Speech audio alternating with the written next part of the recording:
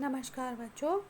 आज हम पढ़ेंगे आपके काव्य खंड के सवैये से बचा हुआ शेष भाग। पिछली कक्षा में हमने प्रथम के 2 काव्यांश पढ़ लिए थे। आज हम पढ़ेंगे तीसरा और चौथा काव्यांश। प्रस्तुत काव्यांश में एक गोपी दूसरी गोपी को उल्हाना देते हुए कहती है, मोर पखा सिर ऊपर राखियों, गुंज की माल गले पहरूंगी। गोपी तो उल्हाना देते हुए कहती है दूसरी गोपी को कि मैं श्री कृष्ण का स्वांग रच लूँगी। कैसे रच लूँगी उसका स्वांग? स्वांग मतलब उसका रूप। मोर का पंख अपने सिर के ऊपर रख लूँगी। गुंज एक प्रकार का पौधा होता है, उसके दाने होते हैं, ये घुंगली के दाने, मतलब जिसकी माला साधु संत गले में पहना करते हैं। बच्चों आपने भी देखी होगी ऐसी माला। तो यहाँ पर गोपी कहती है कि मैं और गुंज की माला अपने गले में पहन लूँगी। जिस प्रकार श्री कृष्ण सर पर अपने मोर का पंख लगाते हैं, गले में माला पहनते हैं गुंज की, उसी प्रकार मैं पहनकर उनका रूप धर लूँगी। ओढ़े पितंबर ले लकुटी, बन गोधन ग्वारन संग फिरूंगी। आगे गोपी कहती है कि मैं श्री कृष्ण से इतना प्रेम करती हूँ कि मैं उन्हीं की तरह पीले वस्त्र पहनकर, हाथ में लाठी लेकर, ग्वारों के और गायों के साथ जंगल में फिरती रहूंगी। भाव तो वो ही मेरो रस खानी, सो तेरे कहे सब स्वांग करूंगी। अब गोपी कहती है कि हे सखी, मुझे श्री कृष्ण इतने अच्छे लगते हैं, वो मेरे मन को इतने भा गए हैं कि मैं तेरे कहने से सारे स्वांग रचूंगी।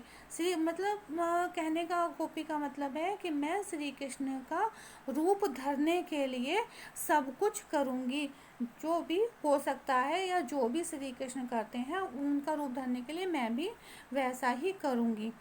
या मुरली मुरली धर की अधरान धरी अधराना धरूंगी।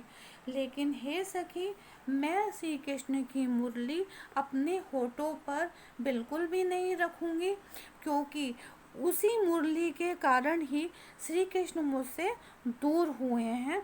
इसलिए मैं उनकी मुरली को गोपियाँ अपनी सौतन कहती हैं, और वो गोपी उल्हाना देते हुए कहती है कि मैं सारे रूप धर लूँगी कृष्ण के, सब कुछ करूँगी मैं स्वांग रचने के लिए, लेकिन मुरली को अपने होठों पर नहीं रखूँगी, क्योंकि उसी ने मुझसे श्री कृष्ण को दूर किया है।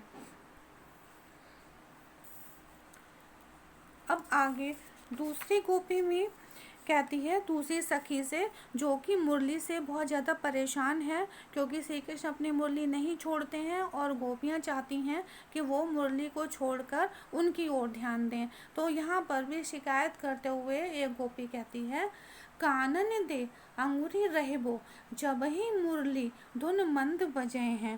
कहती है एक गोपी दूसरी गोपी से कि हे सखी, जब कृष्ण धीरे धीरे मधुर स्वर में बंसी बजाएंगे तो मैं अपने कानों में उंगली दे लूँगी, ताकि बंसी की जो मोहक स्वर है, यानी मोहित करने वाली जो बंसी की आवाज़ है, मुझ पर अपना कोई भी जादू ना चला सके। मोहन तानन सो रस खाने, अटा चढ़ गोदन गए हैं तो गए हैं।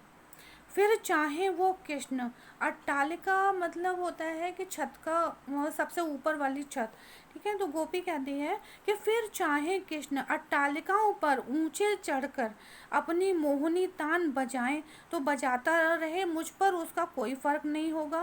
गोधन बच्चों यहाँ पे एक प्रकार का लोकगीत होता है जो कि वहाँ गोवर्धन में गाया जाता था, तो उसे गोधन बोला जाता है। तो यहाँ पर गोपी कहती है कि चाहे वो गोधन नामक जो लोकगीत है वो कितना भी गाता रहे, लेकिन मुझ पर उसका कोई भी प्रभाव नहीं होगा। लेकिन अगर किसी प्रकार से मतलब कहीं से भी अगर कृष्ण की मधुर बंसी धुन मेरे कानों में पड़ गई तो मैं अपने आप को नहीं संभाल पाऊंगी। तेरे कहो सिगरे ब्रज लोगने, काले कोई को कितनों समझे हैं।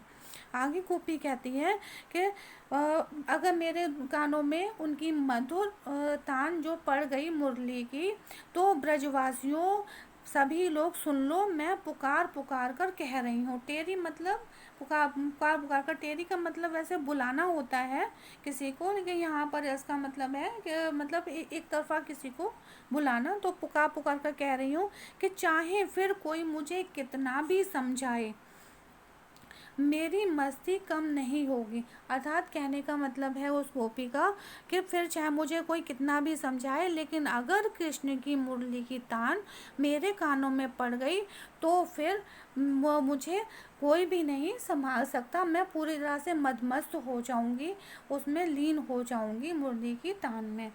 मायरी वा मुख की मुस्कान सम्हारी, न जय है न जय है न जय है। ठीक है।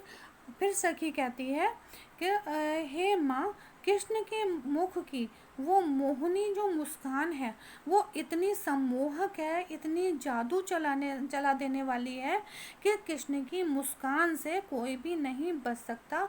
तो मैं कैसे बच सकती हूँ? तो अगर मैंने श्री कृष्ण का मुख देख लिया तो मैं अपने आप को नहीं संभाल पाऊंगी। न जय है का मतलब होता है संभाला न जाना, मतलब।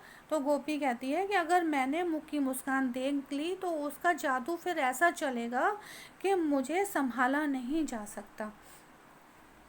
बच्चों, मैं ऐसा उम्मीद करती हूँ कि ये सवैये आपको अच्छी तरह से समझ में आ गए होंगे। अगली कक्षा में मैं आपको अर्धग्रहण संबंधित प्रश्नोत्तर और इसके पाठ्यपुस्तक संबंधित प्रश्नोत्तर आपको करवाऊँगी। अगर किसी बच्चे की कोई भी क्वेरी है, कुछ पूछना चाहता है, तो मुझे कॉल करके भी पूछ सकता है। धन्यवाद।